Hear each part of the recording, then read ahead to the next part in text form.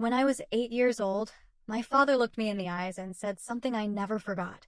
"You're the strong one, Emma. Your sister needs us more." At that age, I believed him. Whenever my older sister Olivia wanted something, she got it. A new bicycle, a private school, a luxury graduation trip to Europe, a brand new SUV when she got married. Whenever I asked for anything, my parents had only one answer: "We have to help your sister first." I told myself that one day things would change. I was wrong. Years passed.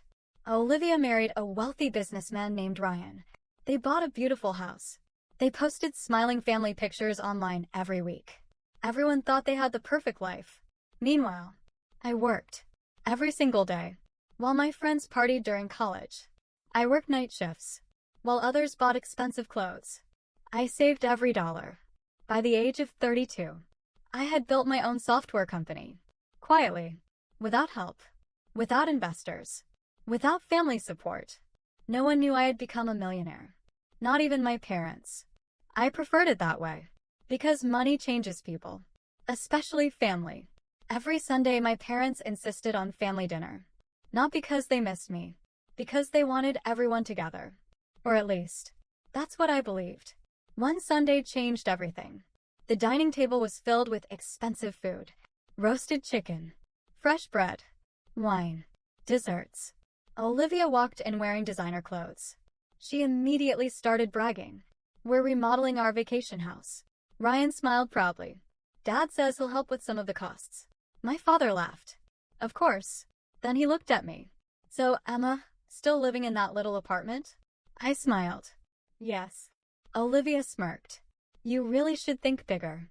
No one knew I actually owned 3 apartment buildings. I simply nodded. Halfway through dinner, my mother cleared her throat. "We've been thinking." Whenever she said those words, trouble followed. She continued, "Since your sister has 2 children, we believe the family should prioritize helping her." I stayed quiet. Dad continued, "If there are any future inheritances, they'll mostly go to Olivia." I blinked. "I'm sorry, what?" He answered without hesitation. "Your sister's family always comes first." Then came the sentence that shattered every illusion. "You're always last." Silence. Even Ryan looked uncomfortable. Olivia leaned back in her chair. A satisfied smile spread across her face. She had won. Again. She expected me to cry, to argue, to beg. Instead, I smiled. I picked up my glass of water, took one slow sip, then calmly said, "Good to know." Nothing else. No anger. No tears. No insults. Just, "Good to know." The room became awkward. Dad frowned. "That's all you have to say?" I nodded. "Yes." Mother looked confused. "You're not upset?" I smiled again. "No." Olivia laughed. "I told you she'd get over it." I quietly finished my meal, thanked everyone for dinner, walked to my car, and drove away. That night, I made one decision. If I was never considered family, then my money would stop acting like family too. The next morning, I met with my attorney. "I want every financial document updated." He looked surprised. Everything. My emergency contacts changed. My beneficiaries changed. My will changed. My investment accounts became private. Every account requiring family authorization removed. Every shared responsibility gone. I even sold the vacation cabin my parents assumed they could someday use. I wasn't angry. I was simply matching their roles. Separate family. Separate money. Months passed. Life became peaceful. Business exploded. My company signed a massive government cybersecurity contract. News articles praised our success. Still, I never told my family. They never asked. 6 months later, my phone rang at 2:17 a.m. Mom. She was crying. "Emma, Dad had a heart attack." I rushed to the hospital immediately. Despite everything, he was still my father. Doctors stabilized him. He survived. I felt relieved, until I overheard a conversation outside his room. Olivia whispered to Mom, "We don't have enough money." Ryan added, "The insurance denied part of the claim." Mom sighed. "We'll ask Emma." Olivia smiled confidently. "She'll pay." Ryan nodded. "She always does." I froze. Not because of the money, because after everything they had said, they still believed I existed only when they needed help. A few minutes later, Mom approached me. Sweet voice, gentle smile. Emma, we know things have been difficult, but family helps family. I stared at her. Family? Now I was family? She continued. We need about $420,000. Olivia quickly added. We'll pay you back someday. I almost laughed. They had never paid back a single loan in their lives. Dad opened his eyes from the hospital bed, weakly whispering, Please, help your sister. Not. Help me. Not. Thank you for coming. Even lying in a hospital bed, his priority was still Olivia. I looked around the room.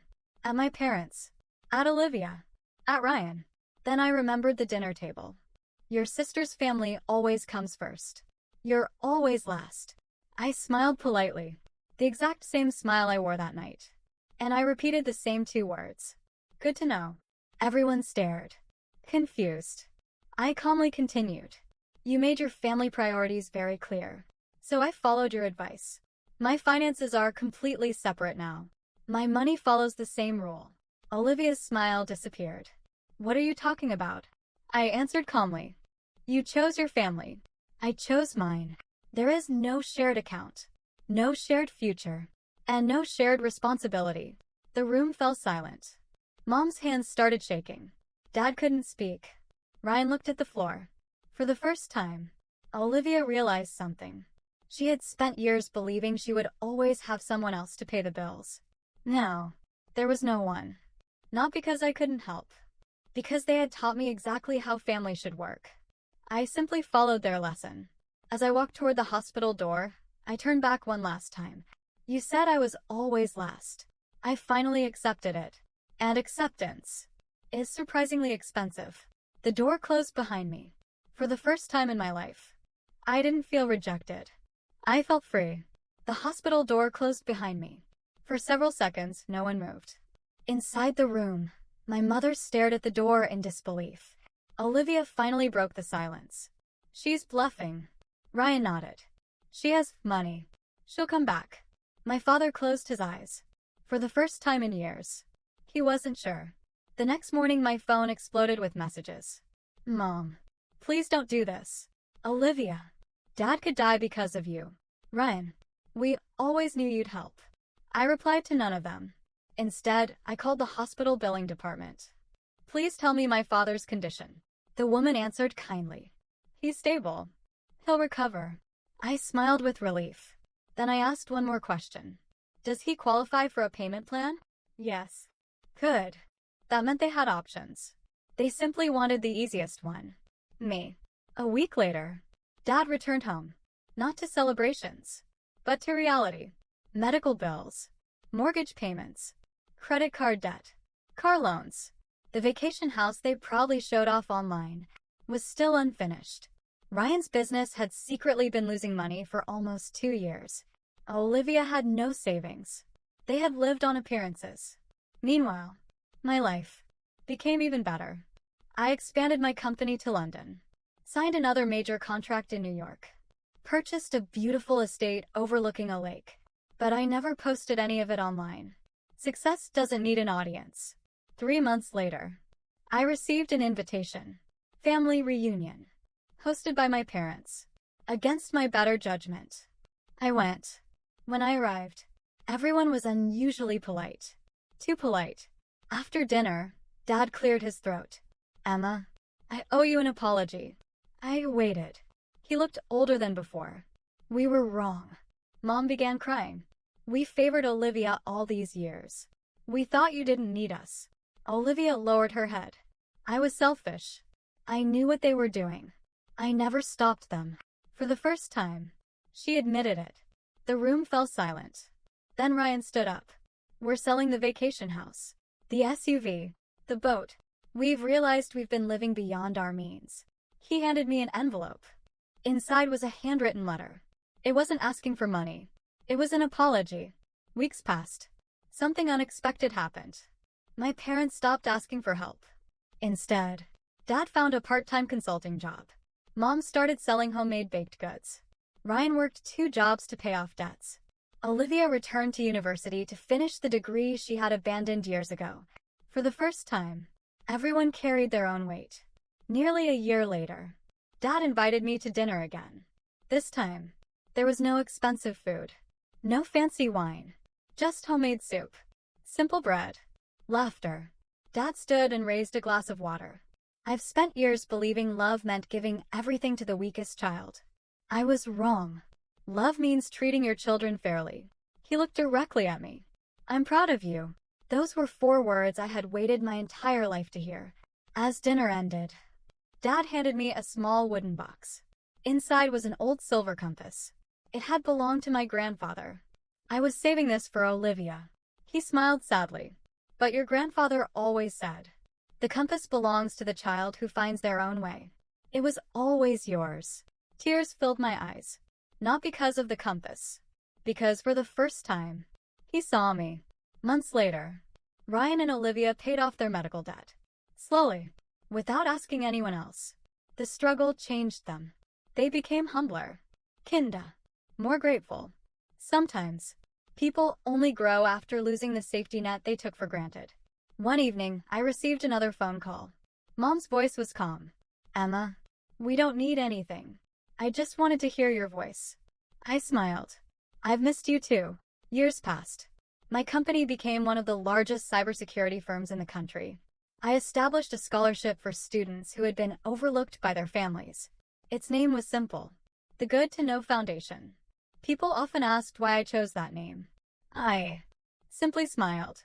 Because sometimes the most painful sentence you hear becomes the one that changes your life. Final lesson.